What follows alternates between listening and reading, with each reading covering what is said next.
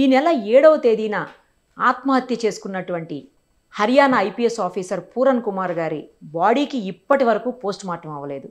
6 రోజులుగా మార్చురీలోనే బాడీ ఉంది. పై ఆఫీసర్స్ ఇబ్బంది పెడుతున్నారు, అందువల్లే సూసైడ్ చేసుకుంటున్నానంటూ ఆయన సూసైడల్ లేఖను కూడా రాసినటువంటి పరిస్థితి. దీని మీద మరింత సమాచారం మనకు అందించేందుకు లైవ్ కాల్లో అందుబాటులో ఉన్నారు. ప్రస్తుతం మనతో పాటు జై భారత్ పార్టీ వ్యవస్థాపక అధ్యక్షులు, అలాగే మాజీ CBI JD IPS officer JD Lakshminarayana గారు. ఒకసారి వారితో మాట్లాడదాం. సార్ నమస్తే అండి. నమస్తే మా. Thank you sir, thank you so much. మీరు అహ్మదాబాద్ ఎక్కడో దూరంగా ఒక అఫీషియల్ ప్రోగ్రామ్కి వెళ్ళి అయినా కూడా అడగగానే అందుబాటులోకి వచ్చినందుకు thank you sir, thank you so much. Sir, ఈ హర్యానాలో జరిగినటువంటి ఇన్సిడెంట్ ఏదైతే ఉందో అది ఐపీఎస్ ఆఫీసర్ పూరన్ కుమార్ గారు సూసైడ్ చేసుకున్నారు. అంత పెద్ద ఆఫీసరు సూసైడ్ చేసుకోవాల్సినటువంటి పరిస్థితులు ఏముంటాయి సార్? పై ఆఫీసర్స్ ఇబ్బందులకు గురి చేస్తున్నారు అని చెప్తున్నటువంటి సిచ్యువేషన్ నిజంగా అలా ఉంటుందా సార్? ఈయనే ఐపీఎస్ ఆఫీసర్, ఈయనే పై స్థాయిలో ఉన్నటువంటి వ్యక్తి, ఇంకా పై అధికారులు ఈయన్ని ఇబ్బంది పెట్టే పరిస్థితులు ఉంటాయా అసలు?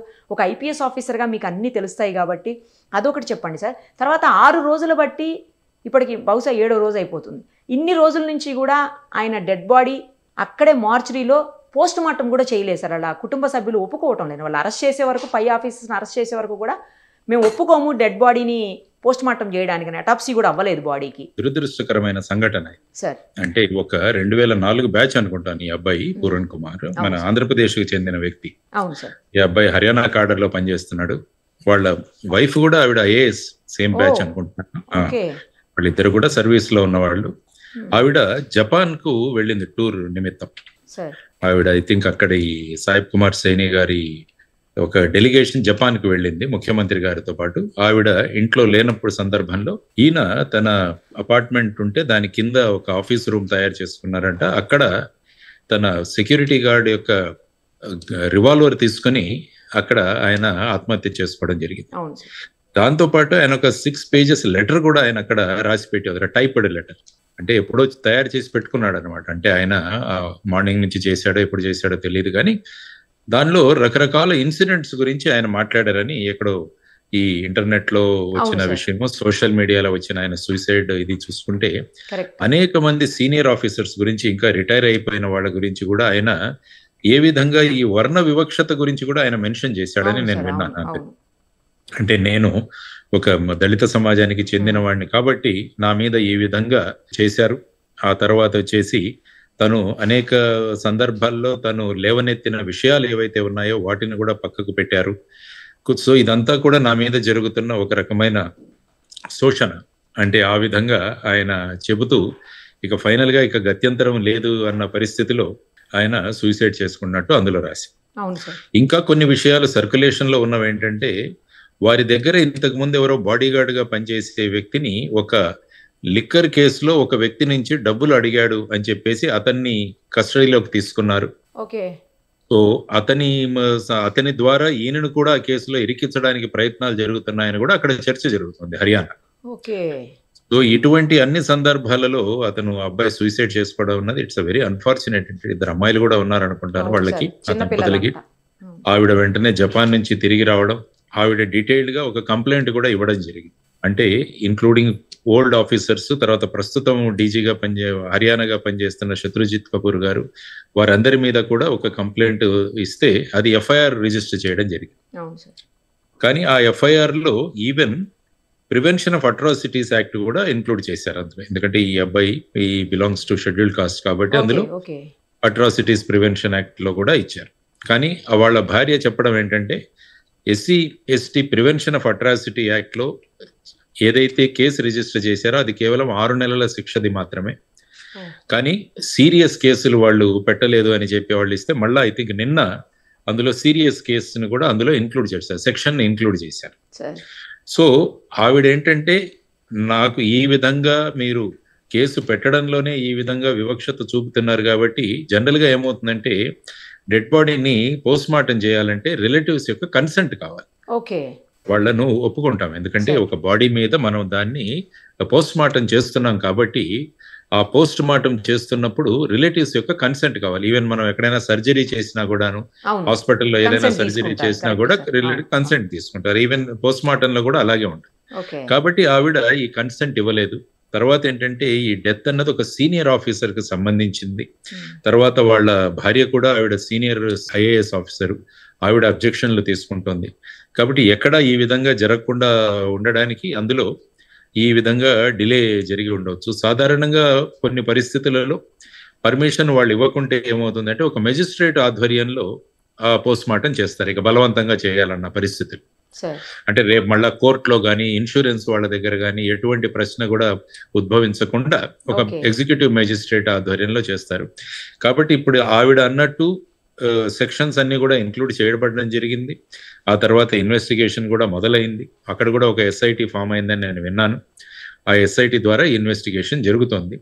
మరి చూడాలి, ఐ థింక్ ఆ అమ్మాయి వారికి పర్మిషన్ ఇస్తారో లేకుంటే మళ్ళా ఇంకేదైనా డిమాండ్స్ ఉన్నాయో లేదా అన్నవి మనం చూడాలి. ఏది ఏమైనా కూడా ఇటువంటి విషయాలు జరగడం అన్నది చాలా దురదృష్టకరం. ఇంతకీ ఆ అబ్బాయి ఐ థింక్ రోహతక్ రేంజ్ లో ఐజీగా పనిచేస్తూ అతన్ని మళ్ళా ఇక్కడ పోలీస్ ట్రైనింగ్ కాలేజీకి ఇన్ఛార్జిగా పోస్టింగ్ చేశారు. ఆ పోస్ట్ వదిలేసి వచ్చేసి ఇంకా అక్కడ కొత్త ఛార్జ్ కూడా తీసుకోలేదు. ఈ మధ్యలో ఈ సంఘటన జరిగింది అని చెప్పేసి అక్కడ ఉన్న పోలీస్ మా మిత్రులు వీళ్ళు చెప్పడం జరిగింది అక్కడ. సో ఏది ఏమైనా ఇందులో విషయాలు బయటికి రావాలి. అంటే యాక్చువల్గా ఏంటంటే అందులో అబిట్మెంట్ టు సూసైడ్ అంటాం, 306 ఇంతకు ముందు ఉండేది. అంటే ఒక వ్యక్తి యొక్క ఆత్మహత్యకు కారణమైన వాళ్ళ మీద తీసుకోవడానికి చట్టంలో ఒక సెక్షన్ ఉందన్నమాట. కానీ సుప్రీంకోర్టు ఈ మధ్య ఉన్న కేసుల్లో ఆ చర్య తీసుకోబోయే ముందు వాళ్ళు ఏ విధంగా అతన్ని ఆ చర్య తీసుకోవడానికి ప్రేరేపించారన్న దానికి చాలా ప్రాక్సిమేట్ లెవెల్లో ఎవిడెన్స్ ఉండాలి అని అంటారు. అంటే ఆయన ఎప్పటి నుంచో గత కొన్ని సంవత్సరాలుగా ఆయన రాసుకుంటూ వచ్చారు. అంటే ఆ విషయాలన్నీ కూడా ఈ 306 కి ఏ విధంగా ఎవిడెన్స్ లో ఇంక్లూడ్ చేస్తారన్నది ఇన్వెస్టిగేషన్ లో భాగం. అయినా కూడా ముఖ్యంగా మనం చూసుకోవాల్సిన అంశం ఏంటంటే ఈ విధంగా ఒక సీనియర్ ఆఫీసర్ చేసుకోవడం వల్ల మొత్తం మన సర్వీస్ లో ఏం జరుగుతుంది, ఏ విధంగా ఇటువంటి సందర్భాలు ఉన్నాయా లేవా అన్నది చూడాల్సిన అవసరం ఉంది. ఎందుకంటే చాలా చోట్ల ఇటువంటి కంప్లైంట్స్ ఎక్కడ కూడా వస్తుంటాయి. అందుకని నేను ఎప్పుడూ చెబుతుంటాను, ఒక పోలీస్ కెరియర్ ప్లానింగ్ అన్నది ఒకటి జరగాలి అన్నది నేను చెప్తాను. అంటే ఎవరైనా ఒక ఆఫీసర్ చేరిన తర్వాత 35 నుంచి 40 సంవత్సరాలు సర్వీస్ లో ఉంటారు. ఈ 35 నుంచి 40 సంవత్సరాల సర్వీసుల్లో వాళ్ళ కెరియర్ ఏ విధంగా ప్రోగ్రెస్ అవ్వాలి అంటే ఒక 2 జిల్లాలకు ఎస్పీగా చేయడం, తర్వాత కొన్ని కమిషనరేట్ లో డీసీపీగా చేయడం, ఆ తర్వాత సిఐడిలో పనిచేయడం, లేకుంటే బెటాలియన్ లో పనిచేయడం, అలా ఒక ప్లానింగ్ అన్నది ఉండాలి. లేకుంటే ఏమవుతుందంటే ఆఫీసర్ల పోస్టింగ్స్ అన్నవి ఫైనల్ గా పొలిటీషియన్స్ చేతిలో ఉండిపోతాయి. సో వాళ్ళకు నచ్చిన వాళ్ళు, నచ్చని వాళ్ళు, లేకుంటే డిపార్ట్మెంట్ లో ఉన్న సీనియర్స్. ఎందుకంటే ఈ అబ్బాయి అవుట్ స్పోకన్ అని నేను విన్నా. అంటే ఏదైనా అన్యాయం జరిగినా, ఏదైనా విషయాలు జరిగినా అతను లెటర్ రాయడము, లేకుంటే ఈ విధంగా చేయడం. 1-2 సందర్భాల్లో ఎస్సీ కమిషన్ కూడా ఆయన కంప్లైంట్ చేశారని కూడా వినపడింది. సో ఆ విధంగా ఏదైనా చేస్తున్నప్పుడు అతను అవుట్ స్పోకన్ గా ఉంటాడు, తర్వాత విషయాలను వెంటనే కంప్లైంట్ చేస్తాడన్న రెప్యుటేషన్ ఉంది అతనికి. సో ఇటువంటి పరిస్థితులలో ఈ సంఘటన వెనకాలన్న కారణాలను వెలికి తీయడం అన్నది చాలా ముఖ్యమైన విషయం. కాబట్టి ఏదైతే ఎస్ఐటి అక్కడ ఫామ్ అయిందో, మరి ఆ తర్వాత ఈ కరూర్ లాగానే అక్కడ కూడా వాళ్ళ వైఫ్ ఎవరైతే ఉన్నారో ఆ అమ్మాయి వెదర్ ఈ ఇన్వెస్టిగేషన్ కి ఒప్పుకుంటారా, లేకుంటే ఆవిడ కూడా మళ్ళీ ఏదైనా సిబిఐ ఇన్వెస్టిగేషన్ అడుగుతారా, ఇది కూడా చూడాల్సిన అంశం. ఎందుకంటే ఇప్పుడున్న ఎస్ఐటి అన్నది ప్రజెంట్ డిస్పెన్సేషన్ కిందే ఉంటుంది కాబట్టి మరి వాళ్ళు న్యాయం ఇస్తారా లేదా అన్నది కూడా ఒక అనుమానం కూడా వ్యక్తం చేయవచ్చు ఆవిడ. అంటే ఒక పాసిబిలిటీ చెబుతున్నారు. సో ఆ విధంగా వారు ఫర్దర్ ఏమడుగుతారో అన్నది మనం చూడాల్సిన అంశం.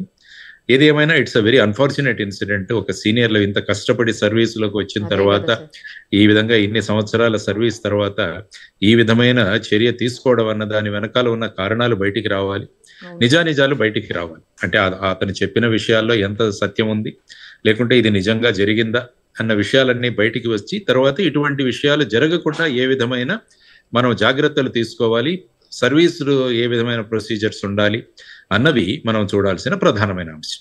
కానీ అసలు ఆయన అలా చేసుకోకుండా అట్లీస్ట్ రిజైన్ చేసి వచ్చేది ఉంటే సరిపోయేది కదా సార్. ఎందుకు జాబ్ వదిలేస్తే అయిపోతుంది, అది కాకపోతే ఇంకోటి చేసుకోవచ్చు, అట్లీస్ట్ ఫ్యామిలీ కోసమన్నా అతని లైఫ్ ఉండేది కదా సార్. ఈరోజు ఎంతో మందికి పొజిషన్లో క్యాడర్లో ఉన్నటువంటి వ్యక్తి ఇలా చేయటం చాలా బాధగా అనిపిస్తుంది సార్.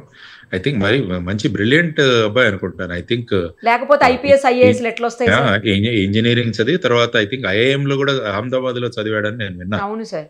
అబ్బాయి కూడా తర్వాత 2004 అంటే సుమారుగా ఒక ఆల్మోస్ట్ 20-21 సంవత్సరాల సర్వీస్ కూడా ఉంది. అవును సార్. కానీ ఈ సమయంలో ఆ విధమైన నిర్ణయం అంటే ఎటువంటి కంపల్షన్స్ లో అతను ఉన్నాడో మనకు తెలియదు.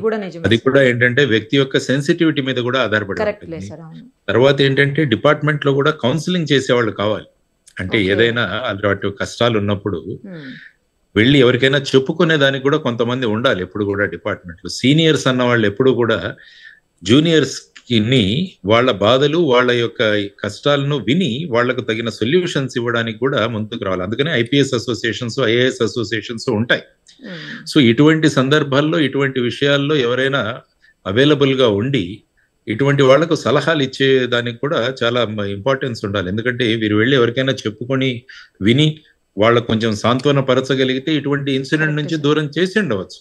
మరి ఏ సర్కమ్స్టాన్సెస్ లో అబ్బాయి ఆ విధంగా చేసుకున్నాడు కానీ, but it's very very unfortunate. వాళ్ళ ఫ్యామిలీ కావచ్చు, పిల్లలకు కావచ్చు, ఇది ఒక వాళ్ళ పేరెంట్స్ కావచ్చు, ముఖ్యంగా పెద్ద లాస్ అది. ఎందుకంటే సో చూద్దాం ఇందులో ఏ నిజాలు ఏంటో బయటికి రానివ్వండి, ఆ తర్వాత చూద్దాం ఏ సర్కమ్స్టాన్సెస్ లో ఆ వ్యక్తి చేయాల్సి వచ్చిందో అన్నది. Thank you sir. Thank you so much. Okay, నమస్తే. మరిన్ని అప్డేట్స్ కోసం నిరుపమ సుమన్ టీవీ ఇన్స్టా పేజ్ని ఫాలో చేయండి.